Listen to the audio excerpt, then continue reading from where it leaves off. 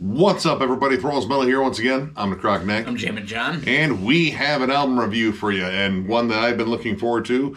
And it's odd to say that because I'm about to say I was looking forward to Cancer. Seriously, though, the band Cancer with their new album, Inverted World. This also comes out on the 25th of April on Peaceful Records. This band formed in 1987 in the UK, and now the band has relocated to Spain. This is their 7th album overall. There were some breakups and reformations, and then breakups again, and then they reunited in 2013, and they've been active ever since. We actually saw them at MDF in 2022, which they definitely had a more stripped down performance. It seemed like, some of the lineup couldn't make it, but they still put on a solid set. And I'll be honest, some of their comeback attempts haven't been the best. Like, this discography is a little spotty once you get past their first 3 albums, which are fucking awesome.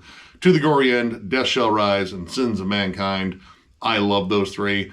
But I was looking forward to this one because I heard a couple of singles and like, dude, this sounds really good again.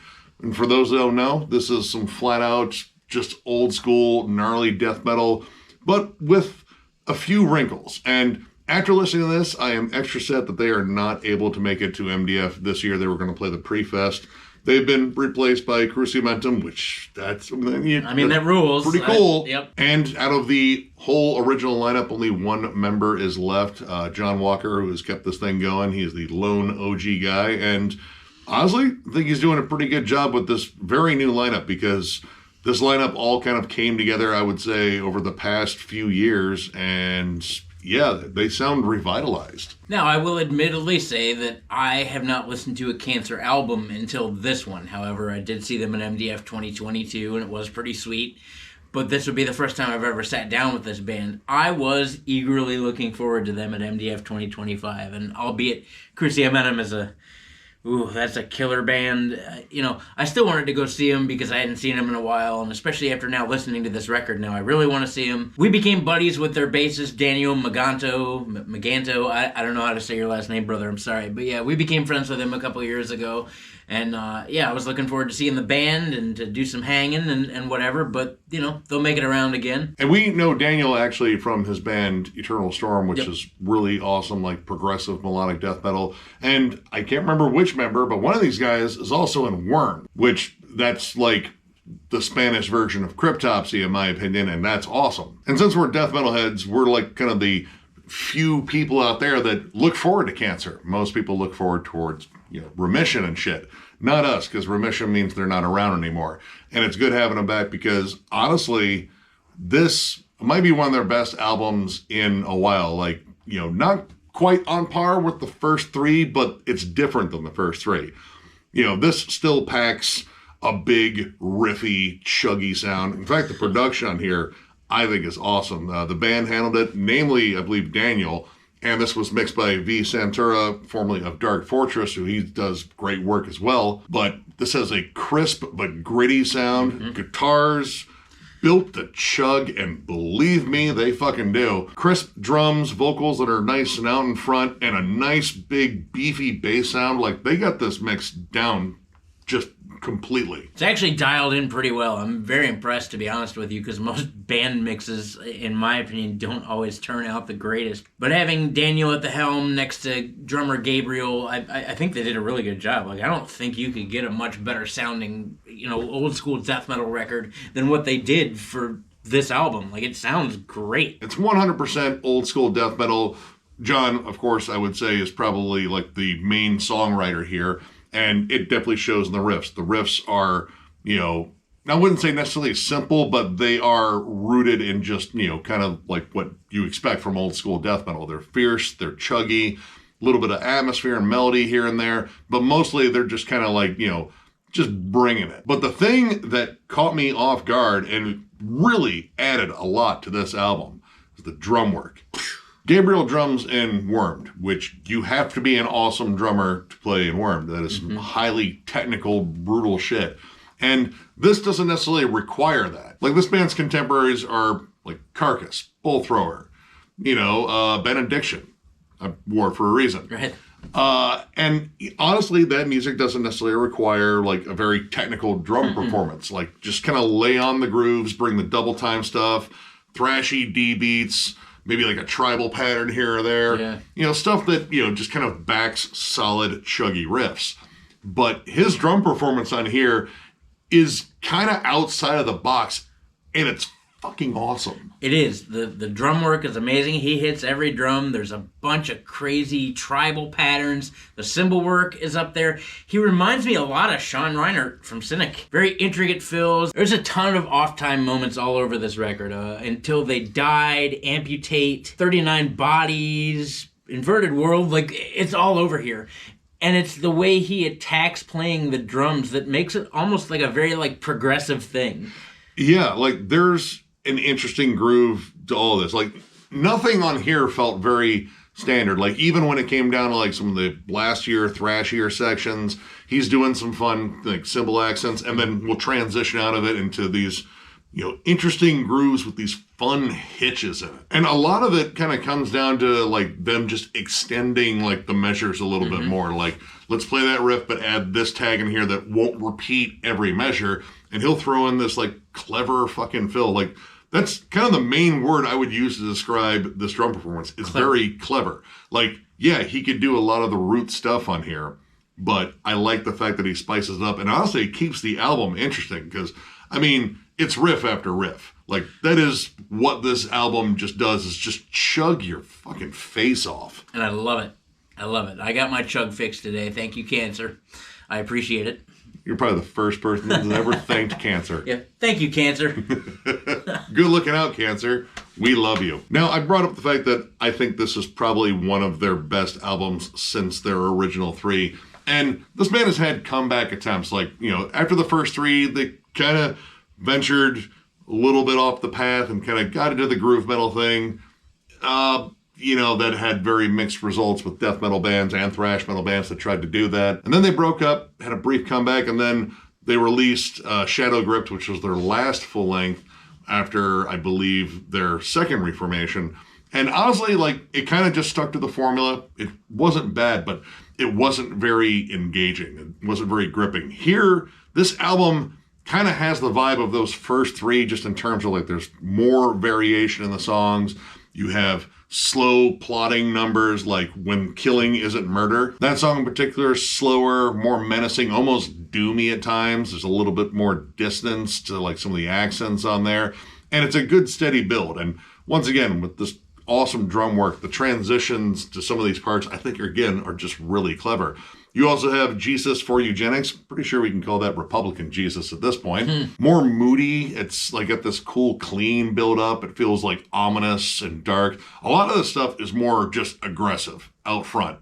Like, they hit you with a big gnarly riff and let you know that they don't like you or whatever they're talking about. It's just mean-spirited, and I like that. But I like the fact that this song was more of like kind of a slow build. And when it gets to the heavier stuff, like, it's an awesome payoff. In fact, the transitions, they keep getting heavier and faster towards the end. Just really awesome writing. And this record is not without just some straight up aggression. Until They Died, Test Site, and Covert Operations are pretty much just aggressive bangers. And again, another thing I like about the drum work is you have these more like fast, aggressive songs. But the cool thing is that sometimes there's aggressive riffing under slow drumming. The title track is actually a great example of that, where you get these real heavy, chuggy machine gun riffs, and like you'd think the song was going to be a cooker. But the drum beat underneath is a halftime groove, and that stays pretty much solid throughout that song, and I really like that. It's not the only time that they do it. It happens kind of frequently through the record where he'll slow down. I like it because it's not all like blast beats. It's not all D beats. Again, there's a lot of very creative things happening here. A lot of the blast beats, I mean, in terms of like a flat-out blast beat, When Killing Isn't Murder, despite it starting off as one of the more slow, brooding tracks, it does get faster and heavier towards the end. And it has like a brief section of blast you would probably associate more with, well, Wormed. But when it comes down to like the faster tracks on here overall, it's more of that like single kick, like more like thrashy blast beat. You know, it's something you would hear in like a Cryptic Slaughter album or early DRI. Like, it's that sort of blast beat. And honestly, I like that because it kind of keeps it in that old school realm. And when they transition out of that into their fucking like wild off time grooves, it feels again like, you know, old dog, new tricks, except the new tricks are actually working. Like the old dogs, well, it's one old dog and this one now, he's really adapting well here. And honestly, most of this doesn't feel out of place or forced. Like, you know, the rhythms are tight. The riffs, again, it's still very riff-centric, which is like the strength of this band. And it kind of just adds to this revitalized sort of like vibe with this. Because, again, the sounds like invigorated again. Their last one really didn't have much that like hit this hard. And honestly, that's like most of the tracks on here. Not a lot going on by way of leads. They're short, they're tasteful, like they're well done. But this also goes to show that you don't need flashy leads or even a whole lot of them for that matter, as long as the riff is entertaining. And this thing is packed full of entertaining riffs, so it's almost like they don't need leads. They were cool to hear, but this is good enough without it. I mean, honestly, they fit in where they show up. I like the fact that there is, again, like some dynamic to them, too. Like, on When Killing Isn't Murder, the lead is decidedly melodic. In fact, you get like melodic guitar harmonies, which it's one of the few moments on here where I'd say like that is just outright melodic instead of like that's just a catchy, mean, ugly riff. In terms of any negatives, though, I did have some issues. While I do like a lot of the cool drum work in here, in fact, that's like one of my big things in here is the drum work's fucking awesome. 39 Bodies, though, is sort of a strange song, and it's not just because it's 39 bodies, because that's an oddly specific number. I don't know. Apparently it's about a cult of 39 people that, you know, they just decided to and end of cult, I guess. There's a section on there that has this admittedly kind of like clever, fun riff. It's a big standout. Like, there's really not a lot of other riffs that sound like it, and it's got this fun hi-hat groove to it. Kind of Gojira-ish in a way. Kind of. And it has this very hard transition into like a thrashy up-tempo rhythm. And some of the transitions in that song just felt like a little bit off. Like, they didn't feel as smooth. Like, the drum work, still impressive. And the riffs, still solid. In fact, the bridge riff in there is like one of my favorite riffs on the album. But in terms of like compiling it as a whole, in terms of a song, I don't know, like parts of it just felt a little bit off. They were a little jarring, like not as smooth, because a majority of this record, the transitions are very, very smooth. Like, you almost can't really tell that they even happened until you're midway through the next section, and that's typically how transitions should be for most music. But they felt like they just weren't quite nailing it here. Like, from part to part, it felt like the parts didn't exactly line up as they should on 39 Bodies. Now, once again, I also agree the drum work's killer. The drum work saves every song on here, regardless of what little nitpicking I may have. Also, while I like the last track, Corrosive, it does feel, I don't know, kind of like an afterthought after Jesus for Genix, which I think is one of the strongest songs on the entire album. Like, it's got some of the best dynamics. That one, I don't know, I felt like maybe if it was in a different place in the album, it might have stood out a little bit more. And my other gripe, all right, the vocals are a bit one note. Like, that they you are. know, it's kind of just this gruff, like, I mean, it's still a growl, but there are points where he kind of drops into a, like, spoken word sort of thing, and it sounds almost exactly like the growl. And, you know, I mean, you know, John Walker's been around doing this for years. Like, we're listening to early Cancer behind us right now. Right. John had some absolutely vicious vocals back in the day for sure, but I do feel like they're kind of dropped off that. And yeah, it's like a nitpick of mine, but when the chorus is just the title of the song essentially repeated, yeah, there's really no point on here where you're just gonna go, man, I don't know what track I don't know what we're on. I'm lost. No, you're not. Yeah, they'll make sure to let you know. But outside of that, though, this is good, and I stand by exactly what I said, that I think this is probably the best Cancer album that we've had since the first three. John has got himself a solid new lineup here, and yeah, I'm going to go ahead and give this 3.5 stars, bordering on a 4. Like, it could become a 4 the more I jam it, but I definitely want to jam it more. Rhythm section fucking owns on here. Agreed. I love the fact that it still feels very much like an old school kind of like 90s death metal, like riff fest. I will always love stuff like that. But the fact that the drum work and even the bass work too, like rhythmically, this is super tight for the most part. Yep.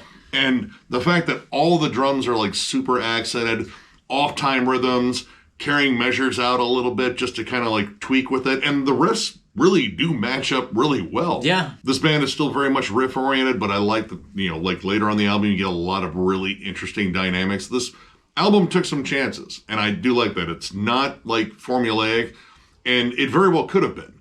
But I think, there's like a creative push here to kind of like revitalize the band, and I think it paid off on here. Mm-hmm. Still, though, if you're a big fan, again, Benediction, Carcass, especially around like necroticism and heartwork, Bull Thrower, of fucking course, and like a little bit of like obituary and stuff like that, but you also want to hear like some like really clever drumming mix in there, check this album out. Really solid stuff. I'm going to go ahead and give this record a solid 4 stars. I was very entertained. There's not a song on here I don't like, I'm going to be honest. It is riffier than shit. Like, unrelenting. Unrelenting, chuggy riffs. They're all pretty well pieced together. The drum work, I'm telling you, like you said, old school death metal, but the drums have like a more technical proficiency to them. It was almost like hearing Atheist's rhythm section play with Cancer. Like, it's just there. I really enjoyed that. The cymbal work is awesome. The transitions are pretty solid. I don't think there's a bad song on this record. Now, granted, once again, who the hell am I? Because I haven't listened to much Cancer. Seeing them live, I don't think necessarily, amounts to a whole lot. But I would state that this is a very solid record. A good mixture between aggressive and more slow, lurching songs. The riffs, for the most part, are fairly sinister sounding. And again, I'm a big sucker for Chug. Anybody that has watched this channel for the last 6 years knows that I'm a sucker for Chug, and this record is packed full of it. The production is killer, everything sounds crisp and full and rich. Yeah, the vocals may be a little bit of a one-trick pony, but again, something I also like about them is they're very well enunciated. Like, I can actually hear what dude says when he yells and growls, and that's pretty cool. Overall, if you're into bands like, well, pretty much everything Nick mentioned, plus a little bit of Monstrosity, a little bit of Grave, things like that, you're probably really going to dig this. I, too, would recommend checking it out. So, if you enjoyed this video, give it a thumbs up, and if you're new to the channel, subscribe, because we do stuff like this all the time. We also have memberships. They are only 99 cents, and our lone perk is doing a members-only live stream, which we will probably do one after we get back from MDF, which will probably batter the shit out of us, but we'll still be smiling throughout it, probably some groaning too, and hurting. Lots of hurting. I think we're going to go with the 100-count bottle of ibuprofen this year. That's smart. That's smart. We're not getting any younger here, and no. By the time I hit about 3.5, 4 days, it's going to be Hurt City. Either way, membership's the main way to support the channel now. We also still have our store, thrallsmetal.com, with our hats and shirts. That is linked down below. And of course, there is a join button down there to hit if you want to become a member. And we promise that won't cause cancer. At least we're like kind of sure on that. I'm kind of sure. Maybe, just hit the button, you'll be fine. Maybe if you have a touch screen, I can see where there might be some like interplay with, radio waves and whatnot. But we're pretty certain that you're not going to catch any diseases from pushing the join button. Yeah, just Windex the screen, you'll be fine. Yeah, it'll be great. Even if you don't hit the join button, we're just thankful that you guys are here. Tons of content coming your way, album reviews, discography rankings. Gonna At the Gates coming up next. We're also about to unveil a segment that goes kind of in tandem with the rankings that we think will be pretty cool, pretty interactive for you guys. I don't know, you'll have to let us know what you think. Nick's never-ending collection updates, States of Metal, is it not metal, tons of discussion forums, tons of live streams that even aren't for the members that are just as dumb as the actual member streams. We do all this stuff for you guys because we care. We are very thankful that you're here. Thank you for being a part of Thralls of Metal. We couldn't do it without you. Yeah, you guys absolutely rule. And again, tons of content coming your way. So one more big thank you due to all of your rulage, and it's a lot. And we will catch you later.